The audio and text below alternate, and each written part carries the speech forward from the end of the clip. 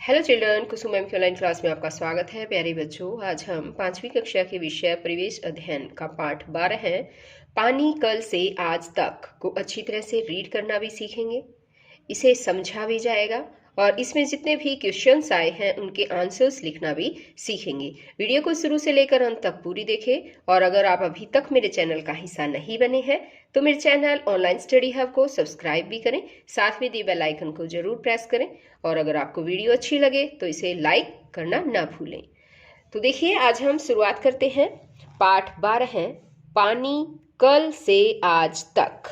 यहाँ से करेंगे महम की बावड़ी।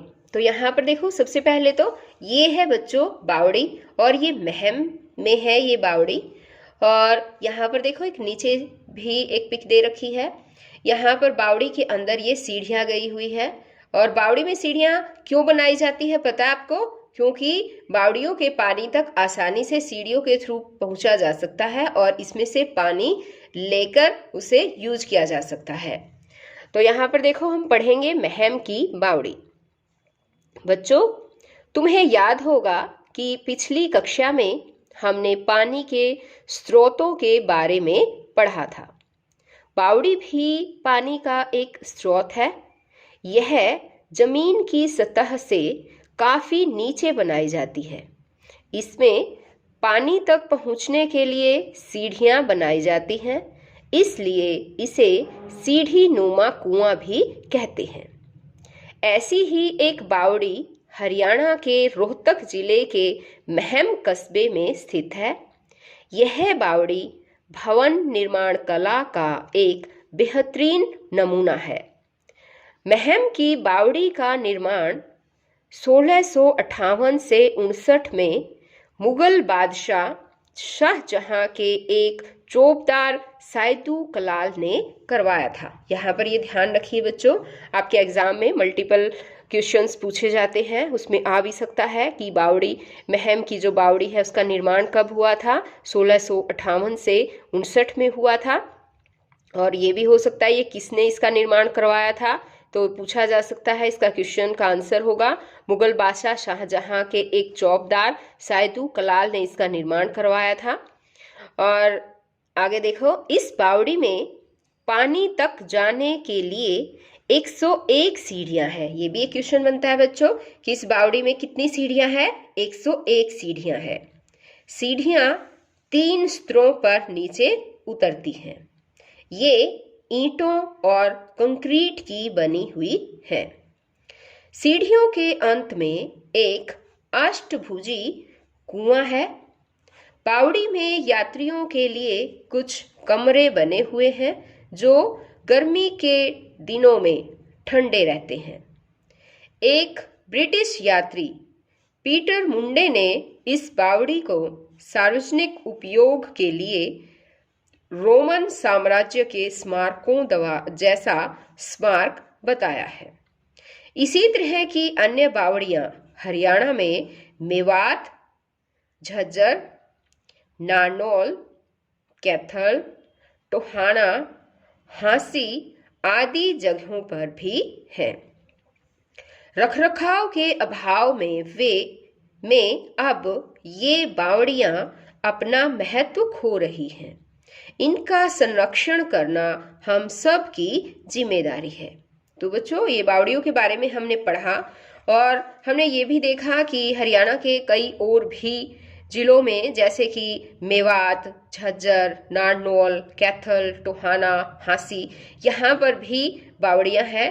लेकिन ये बावड़ियाँ आजकल ख़त्म सी होने लगी है क्योंकि इनकी रख रखाव है, इनकी देखभाल है जो वो अच्छी तरह से नहीं हो पा रही है। इस वजह से इनमें काफ़ी गंदगी भी पैदा हो गई है, इनका पानी गंदा हो गया है, यूजेबल नहीं रहा है। तो इसके लिए हम सब जो है क्या कर सकते हैं, पता है क्या कर सकते हैं? हम लोगों को बावड़ियों को गंदा ना करने के लिए जागरूक भी कर सकते हैं और हम बावड़ियों की सफाई में भी अपना सहयोग दे सकते हैं। अब यहाँ पर आगे कुछ क्वेश्चंस दे रखे हैं, सोचो और लिखो। क्या तुमने कभी कोई बावड़ी देखी है? यदि हाँ तो कहाँ। तो यहाँ पर इस क्वेश्चन में आपको बताना है बच्चों, अगर आपने बावड़ी देखी है तो बताना है हाँ। जैसे कि अब मैं बता रही हूँ और मैंने ये खुद बावड़ी वहाँ जाकर देखी भी है।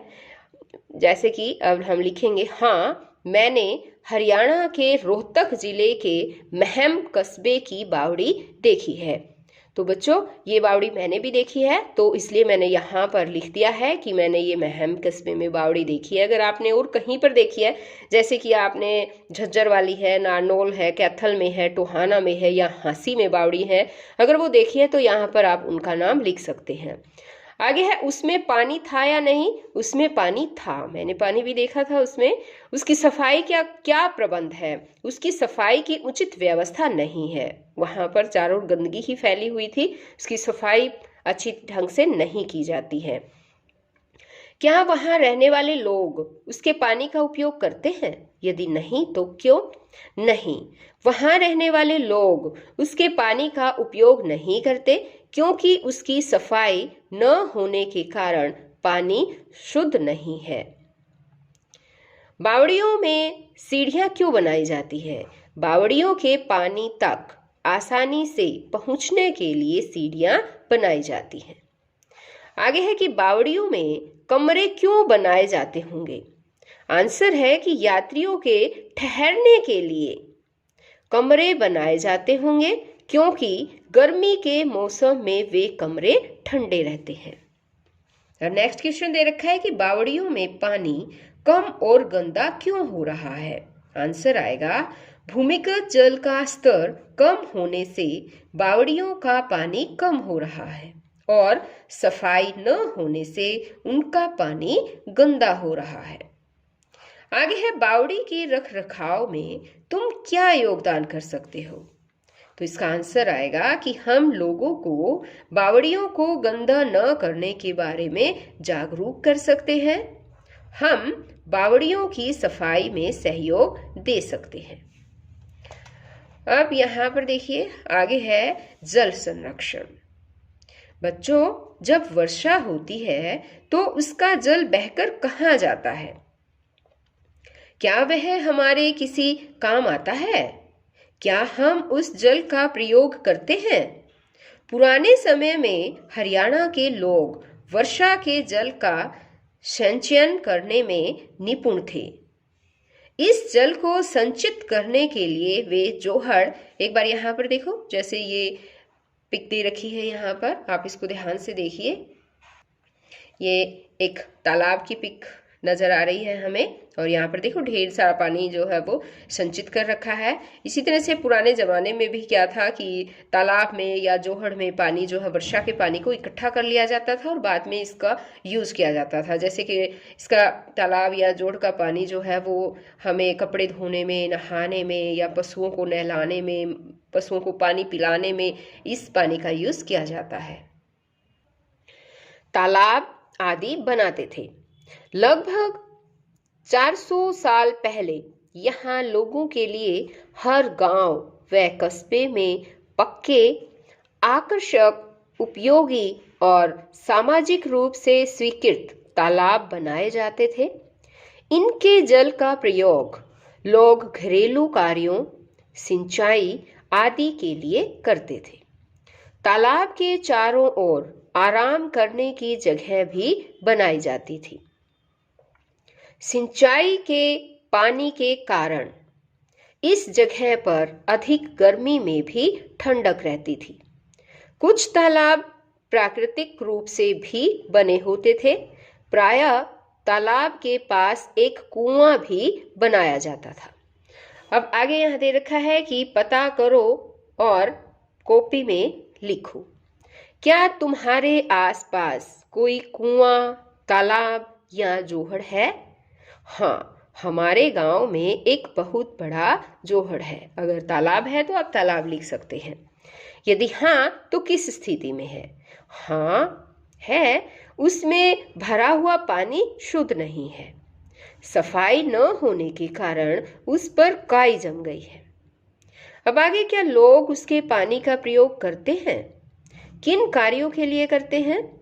तो लोग उसके पानी का प्रयोग पशुओं को पिलाने, नहलाने और कपड़े धोने के लिए करते हैं। यदि पानी दूषित है तो किन कारणों से? इसका आंसर आएगा कि लोगों द्वारा पानी में घरों का कूड़ा कचरा व कारखानों से निकलने वाली गंदगी को फेंका जाता है। कपड़े भी धोए जाते हैं जिससे पानी दूषित हो जाता है। तो बच्चों, पानी को दूषित होने का क्या कारण है? देखा ना हमने कि बहुत से लोग होते हैं अपने घरों का कूड़ा कचरा भी पानी में उसमें फेंक देते हैं। कारखानों से निकलने वाली जो गंदगी होती है उसको भी तालाबों में, जोड़ों में फेंक दिया जाता है। लोग कपड़े भी धोते हैं, अपने पशुओं को भी नहलाते धुलाते हैं, तो इससे पानी दूषित हो जाता है। आगे है कि यदि वह सूख गया है तो ऐसा क्यों हुआ होगा? भूमिगत जल का स्तर कम होने से वहां का पानी सूख गया है। वर्षा की अनियमितता, हाँ देखो ध्यान से, ये रहा, अनियमितता के कारण भी वहां पानी नहीं भर पाता। अनियमितता का मतलब है बच्चों कि पानी जो है वो अनियमित रूप से आता है, यानी कि कभी आता है वर्षा, यानी कि अनियमितता, यानी कि वर्षा कभी कम होती है, कभी होती ही नहीं है, तो ये इसकी अनियमितता कहा गया है यहाँ पर कि वर्षा कभी होती है कभी नहीं होती है, तो इसके कारण भी वहाँ पानी नहीं भर पाता है। क्योंकि जोहड़ में जो पानी होता है वो ज़्यादातर वर्षा का पानी ही इकट्ठा किया जाता है। आगे है चर्चा करो। अब इसमें देखो क्वेश्चन दे रखा है कि वर्षा के जल को किस प्रकार इकट्ठा किया जा सकता है। वर्षा के पानी को कैसे इकट्ठा करते हैं? तो इसका आंसर आएगा, वर्षा के जल को तालाबों या जोहड़ों के रूप में इकट्ठा किया जा सकता है। घरों में छतों के वर्षा जल को घर के आंगन में एक भूमिगत टैंक बनाकर इकट्ठा किया जा सकता है। तो हमने देखा ना, दो तरह से पानी को इकट्ठा किया जा सकता है। एक तो है कि वर्षा के जल को तालाब या जोड़ में इकट्ठा कर लेते हैं। दूसरा है हम अपने घर के आंगन में एक बड़ा सा भूमिगत टैंक बना लेते हैं और वहां पर भी जो छतों से पानी आता है, वो छतों से पानी को लाने के लिए पंप जो है वो बिछाकर और उस टैंक में पानी जो है सारा वर्षा का नीचे आता रहता है और इस तरह से उस भूमिगत टैंक में हम पानी को इकट्ठा कर सकते हैं।